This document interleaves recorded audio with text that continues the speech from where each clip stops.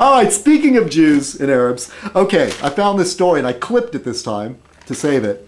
And bear with me, I'll try to get through this as quick as possible. Genes set Jews apart, studies find. Okay, so what they did this major study.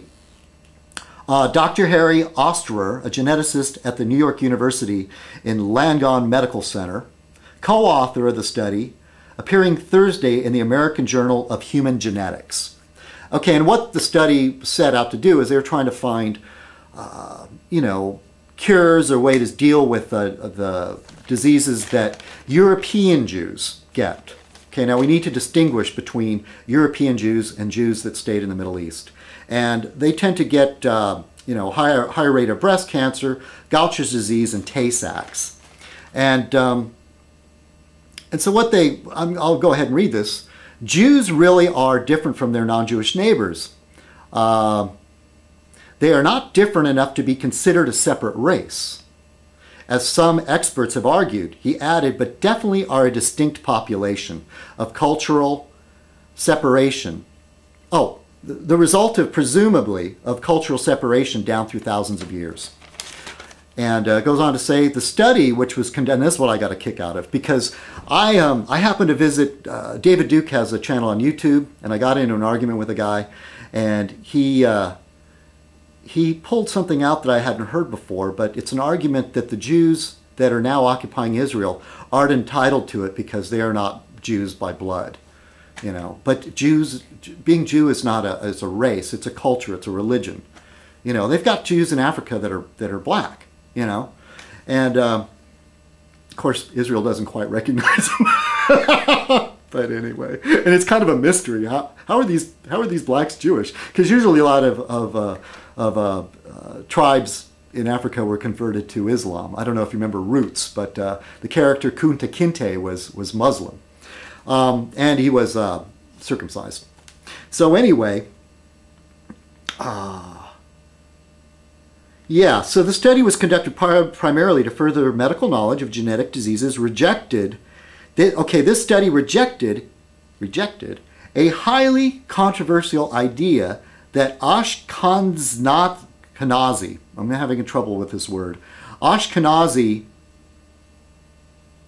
Jews are descended from Khazars in Eastern Europe who converted to Judaism, an idea that has recently been used in an attempt to discredit the idea that Jews belong in Israel because it is their historic homeland. All right, so using it as an argument that it's not, a lot of these Jews, it's not their historic homeland. But see, what happened long time ago is that some Jews migrated north and in fact converted the locals, and they became the European Jews. These are the Jews that we think of that, say oy vey, and speak Yiddish. And I don't know, I just found this interesting because, all this talk about in the Middle East and all that. And so here I'll just go ahead and say that, there's talk about DNA and what makes them, but I won't go into that. The Jewish people, according to archaeologists, originated in Babylon and Persia between the 4th and 6th centuries BC. The modern-day Jews most closely related to that original population are those in Iran, Iraq, and Syria, whose closest non-Jewish relatives are the Druze, Bedouins, and Palestinians, the study found. That's why, the Jews that stayed there are really genetically the same as their neighbors. Sometime in that period, the Middle Eastern and European Jews diverged and the European branch began actively proselytizing for converts. And then it goes on the end here. Let's see. And at the height of the Roman Empire, about 10% of the empire's population was Jewish, although the bulk of them were converts. Some Khazars were also incorporated during this period. That explains why so many Europeans and Syrian Jews have blue eyes and blonde hair. Osterer says, it also explains another of the team's findings, that the population most closely related genetically to European Jews are Italians. So anyway, it's funny, and it's just too bad the people that hate on a race or a culture or anything, if they really did their homework, we all came from the same place, You know, and that other stuff about Neanderthals mixing with humans is kind of interesting too. But that's a whole nother subject. All right, I went on long enough. You know, hey, sorry if this Fez Night did not have the same passion as other Fez Nights. Oh, once again, should I show you my pants again? Okay, see this? These are what my pants look. I'm a rather boring person. I almost always wear Levi's 501 jeans. I mean, almost always. Rarely. I own some khakis and some dress pants, but you'll rarely see me in those. All right, everybody. Part of me thought I should flash a moon at you. That would have been funny, huh? All right, everybody.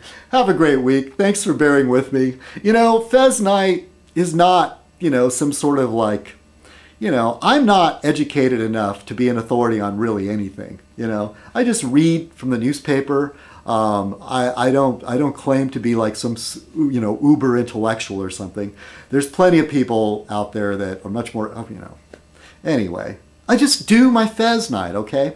And I mean, it all started with the woman that should not be mentioned said, and when we were getting along, I was so opinionated and, you know, and always like going on these rants and stuff. She said, you need to start blogging.